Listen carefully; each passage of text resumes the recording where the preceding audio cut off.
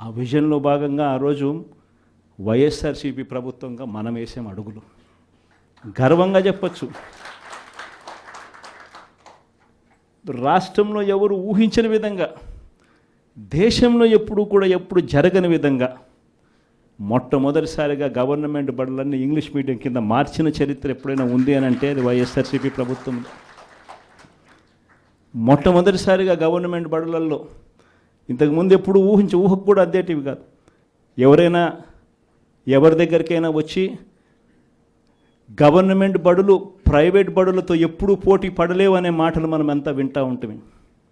మొట్టమొదటిసారిగా ప్రైవేటు బడులు గవర్నమెంట్ బడులతో పోటీ పడే పరిస్థితి ఎప్పుడైనా వచ్చింది అని అంటే అది ఒక్క వైఎస్ఆర్సీపీ ప్రభుత్వ హయాంలో మాత్రమే. మొట్టమొదటిసారిగా బడులల్లో నాడు నేడు కార్యక్రమంతో బడులు రూపురేఖలు మారాయి.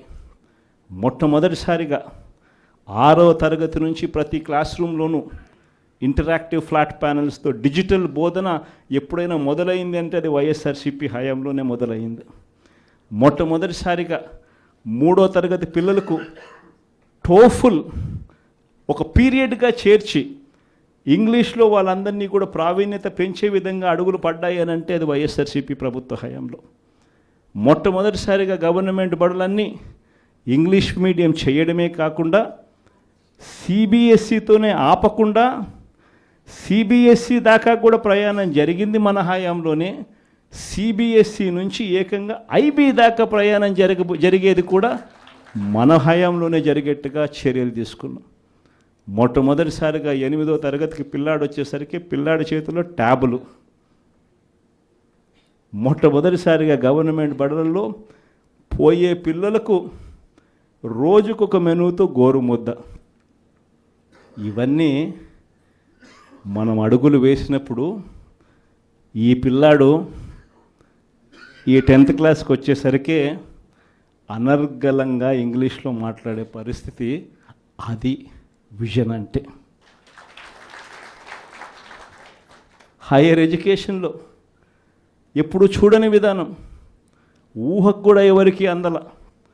మన డిగ్రీలు చదువుకుంటే ఉద్యోగాలు రావు, మన డిగ్రీలను ఇంకా బెటర్గా చేయాలి అని తలంచుతో మొట్టమొదటిసారిగా ఎడెక్స్ అనే సంస్థను తీసుకొని వచ్చి మొట్టమొదటిసారిగా ఆన్లైన్ వర్టికల్స్ తీసుకొని వచ్చి మొట్టమొదటిసారిగా ఆ వర్టికల్స్కు సర్టిఫైడ్ చేసినాం. అంటే మన డిగ్రీ చదువుతా ఉన్న పిల్లాడు ఆయనకు నచ్చిన కొన్ని కోర్సులు స్టాన్ఫర్డ్, హార్వర్డ్, ఎల్ఎస్సి, ఎంఐటి వంటి పెద్ద పెద్ద యూనివర్సిటీలు, విదేశీ యూనివర్సిటీల దగ్గర నుంచి వాళ్ళు కోర్సులు ఆఫర్ చేస్తారు ఆన్లైన్లో.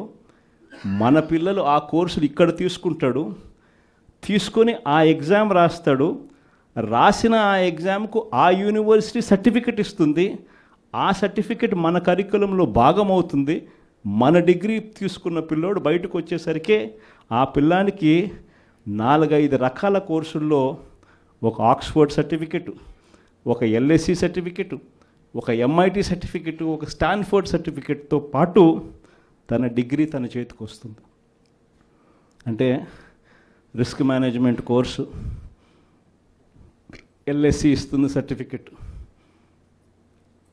డేటా అనలిటిక్స్ కోర్సు ఒక స్టాన్ఫర్డ్ ఇస్తుంది సర్టిఫికెట్, అసెట్ మేనేజ్మెంట్ కోర్సు ఒక ఎల్బిఎస్ ఇస్తుంది సర్టిఫికెట్.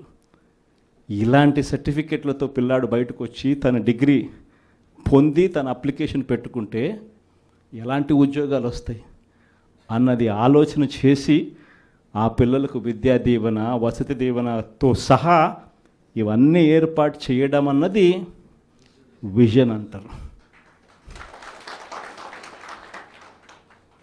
వైద్యం కోసం ఏ పేదవాడు అప్పుల పాలయ్యే పరిస్థితి రాకూడదని,